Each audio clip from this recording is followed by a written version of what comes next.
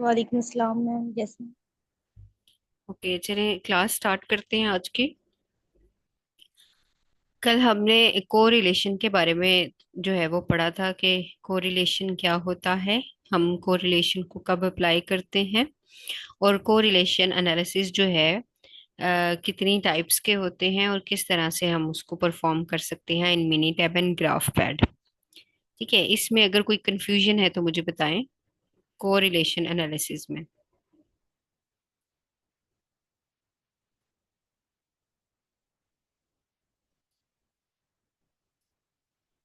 हाँ जी, कोई कंफ्यूजन नहीं है।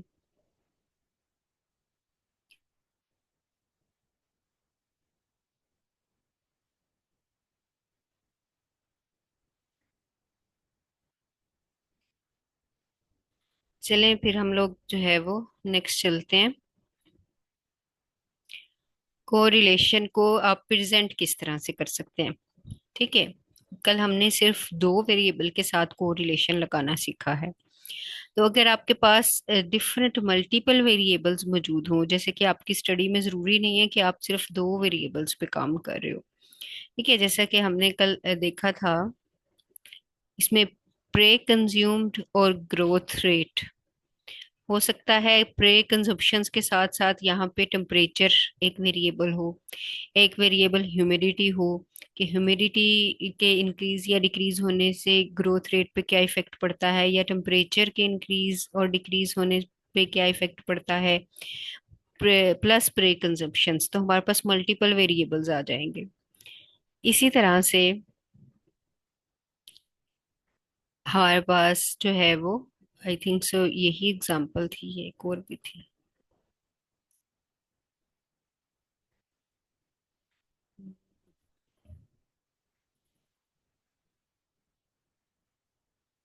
स्क्वायर स्केयर की, हाँ जी, कोरिलेशन की हमारे पास यही एग्जांपल थी। तो जिसमें हमने ये देखा था कि हमारे पास जो है वो दो वेरिएबल्स हैं। अगर दो या दो से ज्यादा वेरिएबल्स होंगे तो आपने क्या करना है, हर वेरिएबल का कोरिलेशन दूसरे वेरिएबल के साथ जो है वो आपने सेपरेटली फाइंड आउट करना है। ठीक है, जैसे अभी मैंने कहा कि टेम्परेचर का इफेक्ट है, तो आपने टेम्परेचर और ग्रोथ का कोरिलेशन फाइंड आउट करेंगे। अगर ह्यूमिडिटी का इफेक्ट है तो ह्यूमिडिटी और ग्रोथ का सेपरेटली करेंगे। अगर जो है वो ये प्रे कंजप्शन का और ग्रोथ का है तो इसका आप सेपरेटली करोगे। फिर आप ये सारे वेरिएबल्स के जो रिजल्ट्स हैं वो आप एक जो है वो टेबल फॉर्म में प्रेजेंट कर सकते हो। ठीक है, अगर मैं आपको एक पेपर दिखाऊं, दिस वन पीडीएफ फाइल, आप ये देख सकते हो। पीडीएफ फाइल में यहाँ पे ये कोरिलेशन का टेबल है और ये वेरी लार्ज टेबल है। ठीक है, तो आप जो है वो सिर्फ हम, क्योंकि इसमें मल्टीपल वेरिएबल्स शामिल हैं, तो आप सिर्फ और सिर्फ जो है वो हम अंडरस्टैंड करने की कोशिश करेंगे। सिर्फ जो है वो एक्सपोजर रूट जहाँ पे लिखा हुआ है, सिर्फ फूड के रूट के थ्रू हम देखेंगे। ठीक है, इसको अगर हाईलाइट कर सकूं तो ओनली दिस, जिसको मैंने जो है वो हाईलाइट किया है। ठीक है, दिस वन। तो ये कोरिलेशन इसी तरह से हम जो है वो टेबल फॉर्म कर सकते हैं, मल्टीपल कोरिलेशन जो है वो निकाल के। जैसा कि यहाँ पे आप देख सकते हो, यहाँ पे दो जो है वो स्पीसीज हैं, लाइकोजा ट्रस्टिस है और पर्डोसा बर्मैनिका है। तो पर्डोसा बर्मैनिका जो है, जो आपके राइट साइड पे है, इसको मैं एक्सप्लेन नहीं करूंगी, मैं सिर्फ ए वन स्पीसी के साथ चल रही हूँ। एक स्पीसी है, उसके जो है वो उस पे कॉपर मेटल का इफेक्ट देखा गया है डिफरेंट इंजाइम्स पे। ठीक है, तो ये कोरिलेशन जो है वो मैट्रिक्स बनाया गया है, टेबल। आप भी इस तरह से टेबल बना सकते हो। तो यहाँ पे ये देखिए, सबसे पहला जो कोरिलेशन आपको नजर आ रहा है, कॉपर का ग्लूटाथायोन, GSH ग्लूटाथायोन के साथ कोरिलेशन है। और इस कोरिलेशन की वैल्यू जो है वो 0.75 आई है। ठीक है, ये आर वैल्यू है, पीयरसन कोरिलेशन है, ये आर वैल्यू है। ठीक है, कोरिलेशन कोफिशिएंट भी कहते हैं आर वैल्यू को। तो आर वैल्यू 0.75 आई है, जो कि डिपिक्ट कर रही है एक स्ट्रॉन्ग कोरिलेशन है। देन आप देख सकते हो इस वैल्यू के साथ स्टार स्टार अप्लाई किया गया है। ये स्टार ये डिपिक्ट कर रहा है कि एक तो स्ट्रॉन्ग कोरिलेशन है प्लस सिग्निफिकेंट कोरिलेशन है। अगर ये पी वैल्यू 0.05 से कम होगी एट 95% कॉन्फिडेंस इंटरवल, तो आप सिंगल स्टार के थ्रू आर वैल्यू के साथ एक सिंगल स्टार जो है वो डिपिक्ट करके ये डिपिक्ट करता है कि there is a significant correlation. तो आप इस तरह से टेबल में सारे के सारे कोरिलेशंस को जो है वो डोनेट कर सकते हैं। नेक्स्ट, जैसे अगला एम टी मिटेलोथायनिन प्रोटीन्स है। तो कॉपर और मेटेलोथायनिन जो प्रोटीन्स हैं इनका क्या कोरिलेशन है, तो यहाँ पे आप देख सकते हो 0.52 है। इनका जो है वो मैंने आपको ये बताया था कि जो कोरिलेशन की वैल्यू है वो -1 to 0 एंड 0 to +1 होती है। तो 0 अगर आर वैल्यू हो तो नो कोरिलेशन है, अगर 0.5 आर की वैल्यू हो तो वो मॉडरेट कोरिलेशन मौजूद होगा। और अगर इसके साथ कोई साइन मौजूद नहीं है तो ये पॉजिटिव कोरिलेशन को शो कर रहा है। और मॉडरेटली जो है वो स्ट्रॉन्ग कोरिलेशन है, स्टार वैल्यू शो कर रही है कि देयर इज अ सिग्निफिकेंट जो है वो कोरिलेशन सिग्निफिकेंट है, इनका एसोसिएशन जो है वो सिग्निफिकेंट है। यानी कॉपर की कॉन्सेंट्रेशन के साथ साथ मेटालोथानिन की कॉन्सेंट्रेशन भी इंक्रीज कर रही है इन लाइकोजा ट्रिस्टियस। इसी तरह से आप थर्ड देखें, कॉपर का कोरिलेशन है P450। This is an enzyme cytochrome P450। इसके साथ आप कोरिलेशन देखें, नेगेटिव का साइन है। ये शो कर रहा है कि जैसे जैसे कॉपर की कॉन्सेंट्रेशन बॉडी के अंदर इंक्रीज करती है वैसे वैसे साइटोक्रोम P450 का लेवल डिक्रीज होता है। ठीक है, क्योंकि हमारे पास और ये स्ट्रॉन्ग कोरिलेशन है, 0.70 है और स्टार साइन ये डिपिक्ट कर रहा है कि सिग्निफिकेंट कोरिलेशन मौजूद है। तो जिस जगह पे आपको स्टार नजर नहीं आएगा वो ये शो करेगा कि यहाँ पे सिग्निफिकेंट जो है वो कोरिलेशन मौजूद नहीं है। तो इस टेबल में जो है जहां जहां नेगेटिव है तो वो नेगेटिव कोरिलेशन को शो करता है। इसी तरह से जो है वो आपके मल्टीपल वेरिएबल्स हैं, तो आप एक टेबल जो है वो ड्रा कर लेते हैं और उस टेबल की फॉर्म में आप इस तरह से प्रेजेंट कर सकते हैं। एक इसका दूसरा तरीका है प्रेजेंट करने का, हीट मैप बना के, जो मैंने अभी आपको दिखा रही थी एक्सेल में। मुझे ये बताएं कि आपको ये टेबल में आप समझ आ गया कि किस तरह से आप अपने कोरिलेशन की वैल्यू को प्रेजेंट करेंगे इन टेबल फॉर्म।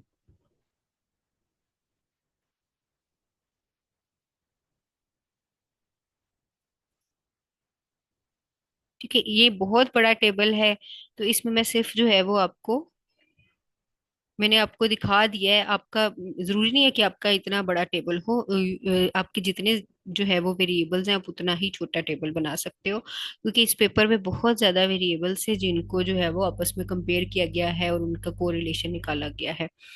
तो नेक्स्ट मैं आपको जो है वो एक छोटे टेबल की तरफ लेके चलती हूँ। एक्सेल की शीट अगर मैं आपके साथ शेयर करूँ तो ये देखिए। ठीक है, मैंने पेपर आपको इसलिए दिखा दिया ताकि आपके पास एक रियल टाइम एग्जांपल हो। तो यहाँ पे मैंने एक जो है वो हीट मैप कह लें, एक कोरिलेशन ग्राफ कह लें इसको, ये दिखाया गया है। तो ये डिफरेंट सॉफ्टवेयर को जो है वो यूज करके बनाई जा सकते हैं। There is a lot of statistical software out there जो एडवांस स्टैटिस्टिकल टेस्ट और मैप्स बनाने के लिए यूज किए जाते हैं।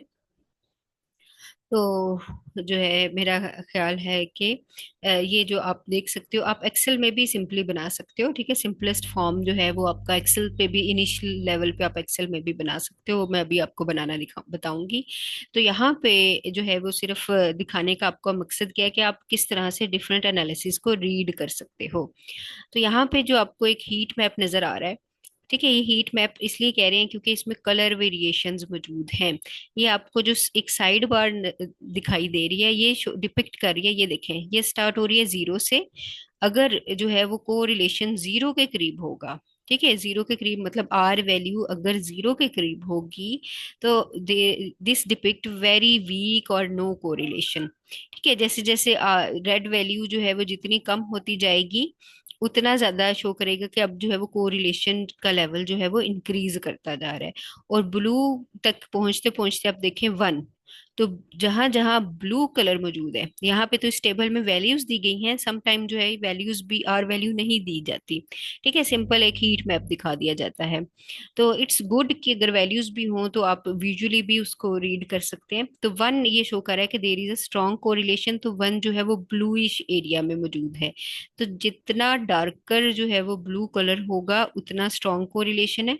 आप ये देख सकते हैं कि 0.96 इज अ स्ट्रॉन्गर कोरिलेशन, और यहाँ पे जो लाइट ब्लू कलर है वो 0.84। ठीक है, this is strong but not stronger than moderately strong आप कह सकते हैं। अब जैसे 0.6 है तो ये मॉडरेट जो है वो कोरिलेशन है, तो इसका देखें वेरी लाइट ग्रीन कलर। और फिर इसी तरह से आप देखें जितना ज्यादा डार्क रेड होता जा रहा है उसकी वैल्यू जो है वो ऑलमोस्ट जीरो के जो है वो करीब है। ओके ओके, अब प्लस आप ये देख सकते हो कि आपको दरमियान में 1 1 1 1 1 नजर आ रहा है। ठीक है, ये 1 1 को रिलेशन है क्या? ये वन जो है वो डिपिक्ट कर रहा है देयर इज अ 100% को रिलेशन।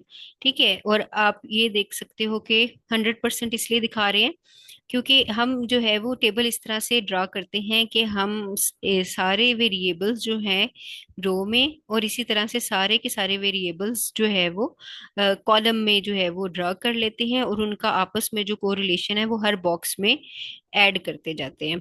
तो यहाँ पे देखिएगा, जैसे ज्वाइंट स्पेसिंग है और ज्वाइंट स्पेसिंग है, तो दोनों सेम वेरिएबल है, तो इनका 100% कोरिलेशन होगा, इसलिए ये वन आ गया।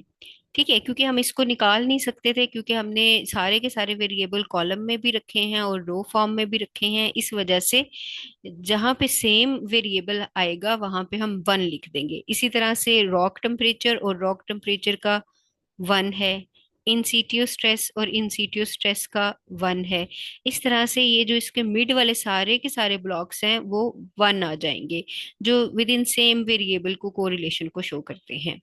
अब इन जो ब्लॉक्स हैं वन वन, इसके अबव और बिलो वैल्यू ये सेम वैल्यू है, सेम कोरिलेशन की वैल्यू है। ठीक है, सेम अप्लाई किया गया है। अब जैसे ये देखें, अगर मैं कॉलम से रो की तरफ जाऊं या रो से कॉलम की तरफ जाऊं, तो फिर जो है वो इसकी जो अबव वैल्यू है और जो बिलो वैल्यू है सेम लिखा गया है। आप चाहे इसके अबव वाला फिल कर लो, चाहे बिलो वाला कर लो, चाहे दोनों कर लो। ठीक है, there is a no difference. अब जैसे यहाँ पे आप देखो, मैं joint spacing to joint spacing के बाद जो है वो अगर मैं रो की तरफ जाऊं तो सेकंड कॉलम में ज्वाइंट स्पेसिंग में 0.24 वैल्यू है। किसके दरमियान 0.24 को रिलेशन है? ज्वाइंट स्पेसिंग और रॉक टेम्परेचर के साथ। ठीक है, 0.24 को रिलेशन है। इसी तरह से अगर मैं दूसरी तरफ से जाऊं, ठीक है, अगर फॉर एग्जांपल ये तो आ गया हमारा अबव 1 1 1 से अबव, लेकिन अगर मैं जो है वो रो वाइज कंपेयर करूं, ये तो पहले मैंने कॉलम लिया था ना, ज्वाइंट स्पेसिंग कॉलम 0.24 और रॉक टेम्परेचर 0.24। ठीक है, इसी तरह से अगर मैं कॉलम वाइज जाऊं तो ये बिलो, बिल्कुल इसके बिलो देखें, रॉक टेम्परेचर फर्स्ट और ज्वाइंट स्पेसिंग। ठीक है, या इसके इंटरसेक्शन पे देखें 0.24। तो ये same value above and below आपको नजर आएंगी। तो आप इन दोनों में से चाहे तो पूरे का पूरा जो है वो बॉक्स फिल कर लें, चाहे जो है वो एक जो है वो बिलो या तो अबव वाला जो है वो मैट्रिक्स यूज कर लें या बिलो मैट्रिक्स यूज कर लें, these are the same things. ठीक है, तो यहाँ पे जरा खूबसूरती के लिए जो है इन्होंने दोनों के दोनों मैट्रिक्स को फिल किया गया है। तो ये टेबल जो है वो फिल कैसे किया गया है, ये देखें, वेरी सिंपलेस्ट टेबल अगर मैं आपको दिखाऊं तो यहाँ पे भी ऐसे ही है। थोड़ा सा अगर मैं इसको जूम करूं तो ये देखें, चार वेरिएबल्स मेरे रो में हैं और चार ही वेरिएबल जो हैं ABCD कॉलम की फॉर्म में हैं। तो relationship between A and A is 100% relation. Relationship between B and B 100%, उसकी जगह मैं वन लिख देती हूँ। बिटवीन C एंड C उसकी जगह वन लिख देती हूँ। D एंड D वन लिख देती हूँ। सेकंड नंबर पे अगर मैं स्टार्ट करूँ कॉलम वाइज, तो रिलेशनशिप बिटवीन वेरिएबल A, अच्छा ये याद रखिएगा, ये आप पहले सारे अपने मिनी टैब से या किसी सॉफ्टवेयर से कैलकुलेट कर लेने हैं, उसके बाद आप टेबल बनाएंगे। अब यहाँ पे देखिए रिलेशनशिप बिटवीन, जो को रिलेशन है वेरिएबल ए और वेरिएबल बी का जो है वो -0.8 है। ये डिपिक्ट कर रहा है कि यहाँ पे आपका जो है वो नेगेटिव कोरिलेशन है। प्लस पी वैल्यू को देखते हुए अगर ये जो है वो देर इज अ सिग्निफिकेंट डिफरेंस, तो पी वैल्यू को देखते हुए आप इसके साथ स्टार अप्लाई कर सकते हो। ठीक हो गया।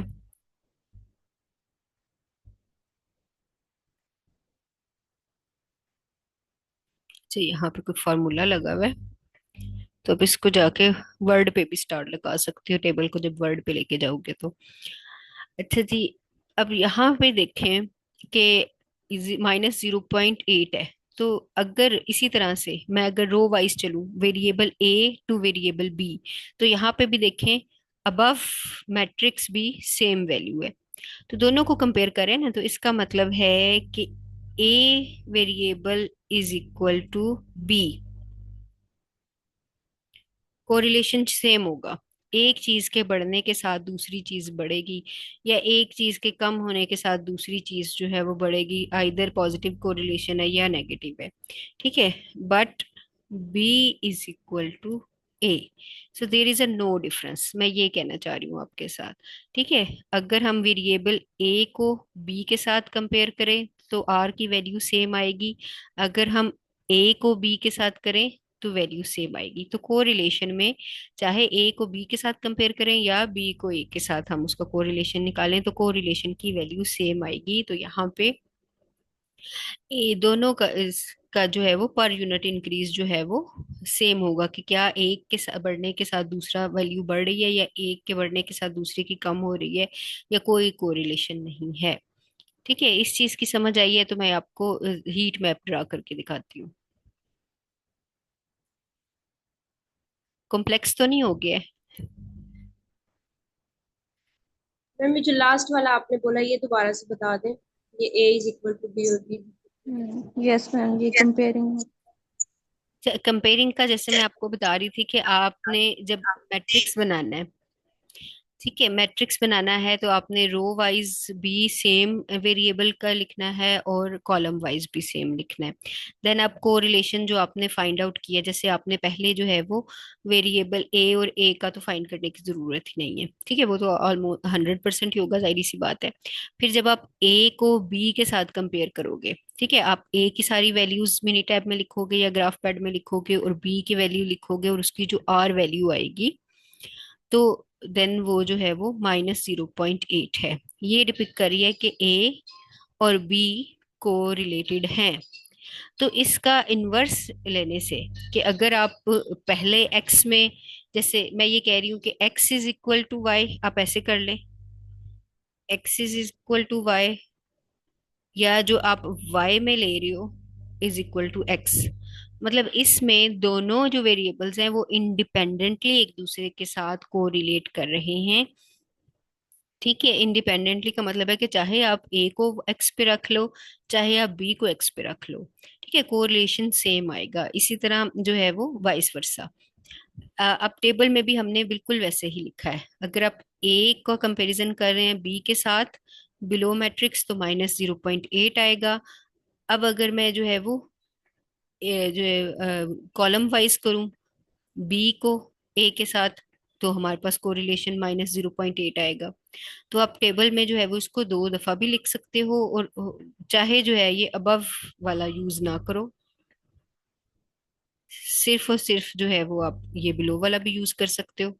ठीक है, अब समझ आई, उसको मैंने डिलीट ही कर दिया है, क्योंकि वो सेम वही वैल्यू हमने ऊपर लिखी हुई है। ठीक है, आप यस ये, मैम समझ। ठीक है, आप ये समझ लो similarity is equal to dissimilarity.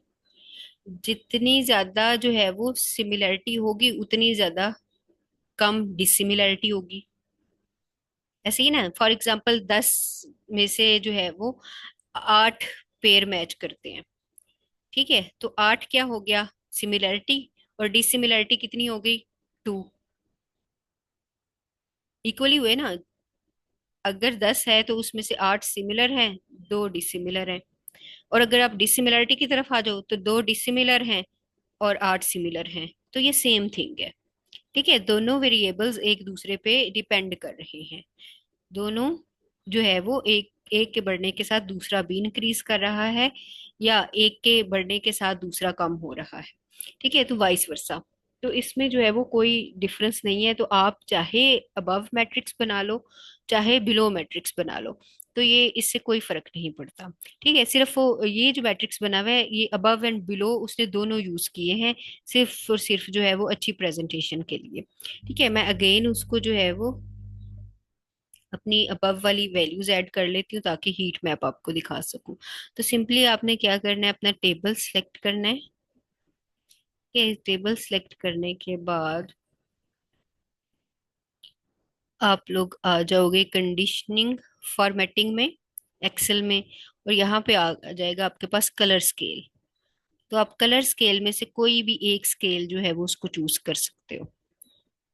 ठीक है, either this one either this one.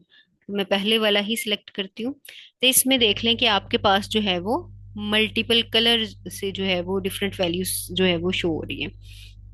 जैसा कि आप देख सकते हो कि नेगेटिव कोरिलेशन को रेड कलर से शो किया गया है, और जो है वो पॉजिटिव जो कोरिलेशन को जो है वो ग्रीनिश से शो किया गया है, जैसे 111 है।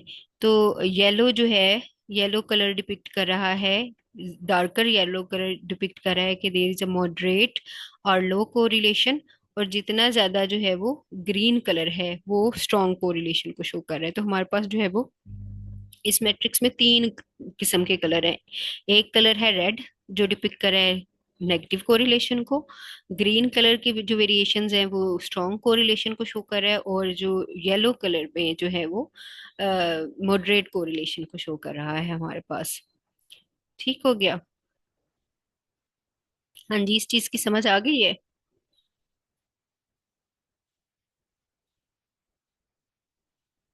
कंडीशनिंग फॉर्मेटिंग में जाके तो आप इसमें से कोई भी अपनी मर्जी का जो है वो चूज कर सकते हो। हाँ जी, कोई क्वेश्चन है तो पूछ लें। मैम ये हीट मैप कैसे बनाया ये आप दोबारा बता सकते हैं? हाँ जी, मैं कंट्रोल इसको जी करके आपको बताती हूँ। हाँ जी, सिंपली आपने अपना टेबल जो है वो उसको सिलेक्ट करना है, कंडीशनल फॉर्मेटिंग में जाना है, एक्सेल के ऊपर कंडीशनल फॉर्मेटिंग है, इसमें कलर स्केल्स हैं। कलर स्केल में ही आपने इनमें से कोई भी कलर आप जो है वो अपनी मर्जी के अकॉर्डिंग चूज कर सकते हो, ये देखें। ठीक है, चाहे आप इसमें जो है वो सिर्फ कलर का डिफरेंस होगा, उसी कलर के डिफरेंस को आप अपने टेबल का जो फुट नोट है उसमें आपने एक्सप्लेन कर देना है। ठीक है, ये देखें, आप चाहे ये कलर देख लें। तो यहाँ पे रेड कलर जो है वो शो कर रहा है कि हमारे पास नेगेटिव कोरिलेशन है। नेगेटिव कोरिलेशन के लिए डिफरेंट कलर यूज किया गया है, जो है वो स्ट्रॉन्ग पॉजिटिव कोरिलेशन के लिए डिफरेंट कलर यूज किया गया है, और मॉडरेट कोरिलेशंस के लिए जो है वो ऑलमोस्ट पिंक कलर यूज किया गया है। ठीक है, तो ये इस तरह से आप डिफरेंट कलर जो है वो अपनी चॉइस के, इवन के यहाँ पे सेम कलर्स में भी वेरिएशंस मौजूद है। ठीक है, जैसे कि अच्छा, मैंने टेबल नहीं सिलेक्ट किया हुआ, टेबल दोबारा सिलेक्ट करूंगी, कलर स्केल में जाऊंगी तो यहाँ पे देखें, तो इसमें काफी सारे आपके पास ऑप्शंस दिए गए हैं कलर चेंज के साथ ही। यहाँ पे सिर्फ ग्रीन की वेरिएशंस हैं, ये देखें। तो आप अपनी मर्जी का कोई भी जो है वो चूज कर सकते हो डेटा सेट। तो इसके अलावा और भी हैं, आप अपनी मर्जी से भी फॉर्मेटिंग कर सकते हो कलर्स की, तो ये आपको चॉइस देता है एक्सेल। हाँ जी, क्लियर है। तो मैम ये साइड चार्ट जो बना हुआ है, हाँ जी। मैम ये भी आपने खुद बनाया है? नहीं, ये मैंने नेट से लिया है, लेकिन ये खुद बन जाता है, इसमें कोई जो है वो बनाना इतना ज्यादा मुश्किल नहीं है। मैं आपको बल्कि एक और जो है, लेकिन उसके लिए एक पास्ट सॉफ्टवेयर है, दो तीन और तरह के सॉफ्टवेयर हैं। ठीक है, वो फिर एडवांस लेवल में आपको वो सॉफ्टवेयर साथ में सीखने पड़ते हैं। मोस्ट बेसिक आप एक्सेल में बना सकते हो, लेकिन ये जो बना हुआ है ना, ये आई थिंक सो ये पास्ट में बना हुआ है, या तो फिर ये जो है वो मेटलैब में बना हुआ है। तो ये मजीद एडवांस सॉफ्टवेयर होते हैं जिसमें इस तरह के ग्राफ जो है वो बनाए जाते हैं। तो मैं ये कह रही थी कि एटलीस्ट आपको सिंपलेस्ट एक्सेल में जो है वो बनाना आता हो। फिर इसके अलावा जो है वो ग्राफ पैड प्रिज्म में भी I think so heat map बन जाता है, तो वो एक दिन मैं आपको वो भी सिखा दूंगी। तो मिनी टैब में नहीं बनेगा। ओके। और ठीक है। मैम जो पेपर पे आपने वो टेबल बताया है कि कोरिलेशन फाइंड आउट हम वैल्यूज से कैसे कर सकते हैं, वो आप रिपीट करें। पेपर में आपके साथ शो करूँ, दिस वन। हाँ, ये तो एक टेबल बनाया गया है। हाँ जी, इसमें क्या पूछ रहे हो आप? मैम इसमें आप जो बता रहे थे कोरिलेशन हम कैसे फाइंड आउट करते हैं, वो थोड़ा summarize। अच्छा, मैसेज करो, आपकी आवाज में जो है ना, आवाज नहीं मेरे तक सही पहुंच रही, कट रही है, मैसेज कर दो। मैम मैं कह रही हूँ भाई, जो आप बता रही थी ना कि हम कोरिलेशन को कैसे फाइंड आउट करते हैं, उसको समराइज करते हैं। कोरिलेशन फाइंड कैसे करना है? कोरिलेशन बच्चे बिल्कुल वैसे ही जैसे हम लोगों ने कल किया था मिनी टैब में। ठीक है, हमने सिर्फ एक वेरिएबल के साथ किया था। जैसे हमने, मैं एक्सेल की शीट अगर आपके साथ शो करूं, तो ये देखें, कल हमने कोरिलेशन फाइंड आउट किया था प्रे कंजप्शन और ग्रोथ रेट के साथ। ठीक है, हमारे पास ये वाला डेटा था। हम इसको मिनी टैब में लेके गए थे और हमने वहां से कोरिलेशन फाइंड आउट किया था, जिसमें हमें आर वैल्यू और पी वैल्यू मिली थी। ठीक है, आर वैल्यू से हमने ये देखा था कि इधर कोरिलेशन जो है वो पॉजिटिव है या नेगेटिव है। अगर पॉजिटिव है तो कितना स्ट्रॉन्ग कोरिलेशन है। जितना ज्यादा वन के करीब होगा उतना ज्यादा स्ट्रांगली कोरिलेटेड होगा, और जितना ज्यादा जो है वो जीरो के करीब होगा उतना जो है कोरिलेशन जो है वो जीरो और लो जो है वो वीक कोरिलेशन होगा। ठीक है, और पी वैल्यू से हमने ये देखा था कि इधर देयर इज अ सिग्निफिकेंट जो है वो कोरिलेशन मौजूद है या नॉन सिग्निफिकेंट है। तो ये तीन चीजें मिली थी। तो आप, आपके पास जितने भी वेरिएबल्स हैं इन सबको आपने सेपरेटली इनका टेस्ट लगा लेना है, एक ही दफा सारे कॉपी पेस्ट कर लें। जैसे मैंने ये कहा कि अगर मेरे पास ग्रोथ रेट में, यहाँ पे मेरे पास टेम्परेचर का भी डेटा होता कि प्रे कंजम्पशन का ग्रोथ रेट का क्या कोरिलेशन है, टेम्परेचर चेंज का ग्रोथ रेट के साथ क्या कोरिलेशन है, ह्यूमिडिटी का ग्रोथ रेट के साथ क्या कोरिलेशन है, या नंबर ऑफ डेज का ग्रोथ रेट के साथ क्या कोरिलेशन है। तो इन सब के आपने सेपरेटली फाइंड आउट करने हैं, फिर आप इसको टेबल में ऐड करेंगे। ठीक है, आपने एक दफा सारी स्टैट अप्लाई कर देनी है, फिर उसके बाद आप उसको टेबल में अप्लाई करोगे, और फिर टेबल बनाने के बाद फिर आप उसका हीट मैप बनाते हो। ठीक है, फिर आप उसमें कलर इंड्यूस कर सकते हो, या अगर सॉफ्टवेयर है तो सॉफ्टवेयर में डायरेक्टली आप जो है वो यूज डेटा, रॉ डेटा डाल के वो आपको हीट मैप बना देता है। लेकिन वो बहुत ज्यादा एडवांस लेवल के सॉफ्टवेयर हैं, जो अभी आप जो है वो ये सारे कर लो, उसके बाद जो है वो इंशाल्लाह कभी फिर जो है वो मौका मिला तो आपको एडवांस जो है वो ग्राफ बनाना, हीट मैप जैसे सिखाऊंगी। लेकिन अभी फिलहाल तक जो है वो आप एक्सेल में हीट मैप बनाना, और या टेबल फॉर्म में ज्यादातर लोग प्रेजेंट करते हैं। ठीक है, तो टेबल ये जो दिखाया गया है आपको पेपर में टेबल, ये देखें, ये कॉपर है, मेटल का इफेक्ट ग्लूटाथायोन के साथ। तो ये इनकी वैल्यूज दोनों की सेपरेट जो है वो मिनी टैब में ऐड करके ये आर वैल्यू ली गई है। फिर इसी तरह से कॉपर और मेटेलोथाइन, इनकी वैल्यू सेपरेट ऐड की है, और इन सब का सेपरेट एनालिसिस करने के बाद ये टेबल बनाया गया है। ठीक है, जैसे ये कॉपर है तो साइटोक्रोम P450 के साथ, या कॉपर है और ये जो है वो एंजाइम है कार्बोक्साइल एस्ट्रेज इसके साथ, या कॉपर का एसिटाइल कोलिन एस्ट्रेज के साथ, या कॉपर का जो है वो GST ग्लूटाथियोन ट्रांसफरेज के साथ। तो ये इन सब के साथ सेपरेट कोरिलेशन निकाला गया है उसके बाद, और उसकी पी वैल्यू को देखा गया है, उसके बाद ये टेबल बनाया गया है। ठीक है, इसी तरह से नेक्स्ट जो है वो जितने भी पैरामीटर्स हैं इन सब का सेपरेट सेपरेट कोरिलेशन निकाला गया है। हाँ जी, क्लियर है। Yes ma'am, thank you. चले नेक्स्ट क्लास को, फिर अभी यहाँ पे टाइम खत्म हो रहा है, नेक्स्ट क्लास को जो है वो ज्वाइन करें, उसमें फिर हम रिग्रेशन जो है वो स्टार्ट करेंगे। और सोच लें, अगर कोरिलेशन के मुतालिक आपके पास अभी भी कोई क्वेश्चन है तो आप जो है वो पूछिएगा, नहीं समझ आती तो। यहाँ पे मैं क्लास एंड कर रही हूँ, और नेक्स्ट क्लास में जो है वो रिग्रेशन की तरफ हम चलेंगे।